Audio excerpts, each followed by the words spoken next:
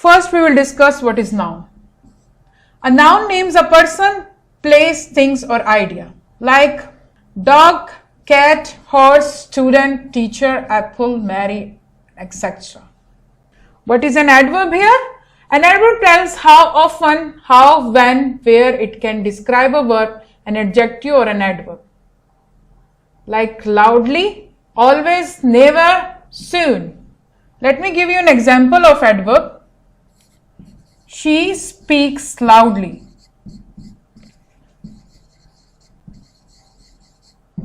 Here the speak is an action, a verb, and loudly is an adverb. Here the loudly adverb is modifying the speaks action. It's telling you more about the action. Now look at the verb here. What is a verb? A verb is a word or group of words that describes an action or experience, like realize, walk, see, look, sing, sit, listen, and etc. These are all the example of verb here. It shows an action. Look at the adjective here. What is an adjective? An adjective describes a noun or pronoun. It tells you more about a noun or pronoun. Look at the examples here. Red, tall, fat, long, short, blue, beautiful, sour, and etc. Let me give you an example.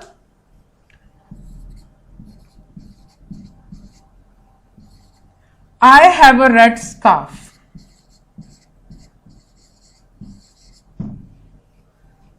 Here, the red is an adjective and scarf is a noun here. Now, adjective is modifying or telling you more about the scarf noun. It's telling you about that the scarf is red here. Adjectives can be opinions, smell, size, color. It can be anything. Now let's discuss the prepositions here. A preposition is used for a noun, pronoun, or gerund to show place, time, direction in a sentence. It also shows relationship between pronoun and nouns. Look at the example here. At, in, on, about, to, for, from, etc. Like the book is on the table.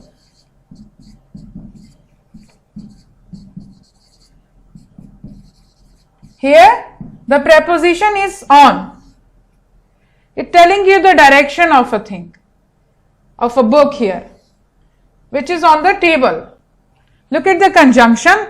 Conjunction join words or groups of words in a sentence. Examples are and, because, yet, therefore, moreover, since, so, until, but, and etc. Let's look at the example here. I ordered pizza because I was hungry.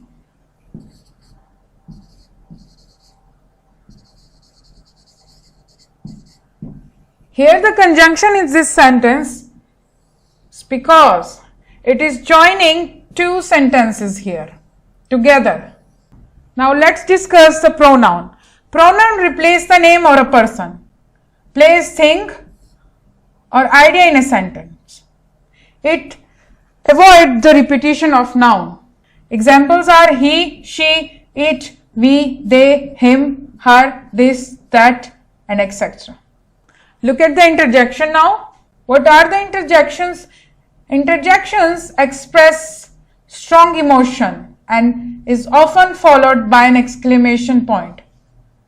Look at this one, bravo.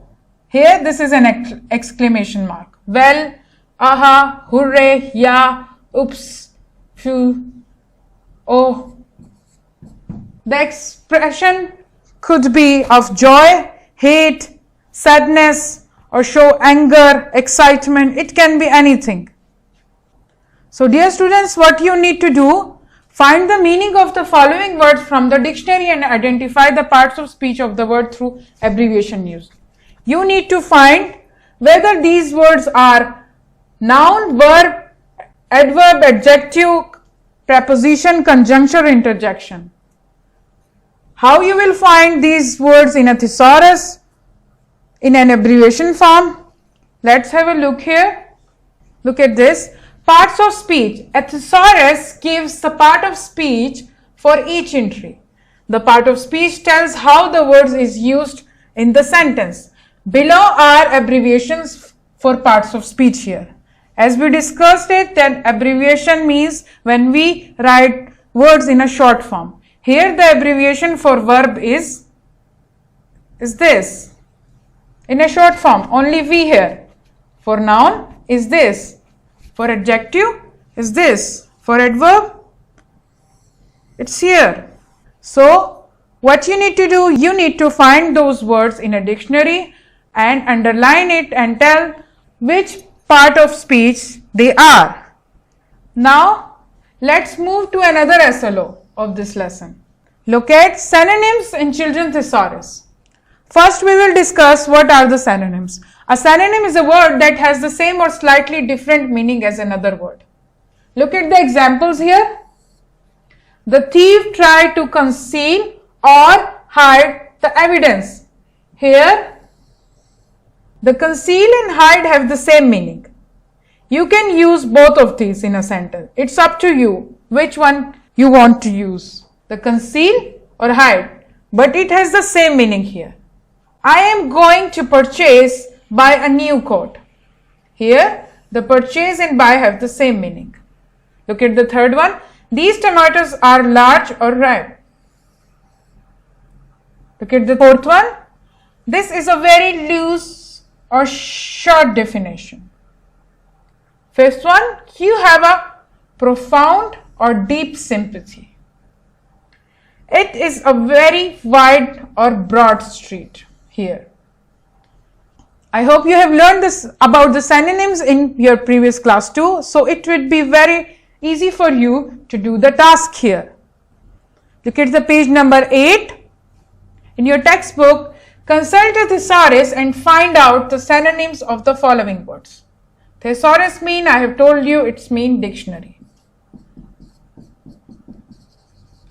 You need to open the dictionary and find the meaning of these words, the same meaning of these words. Spare, effort, great, hardship, grieve, and trust. For each word, you will find 4, 5 or more synonyms in your dictionary.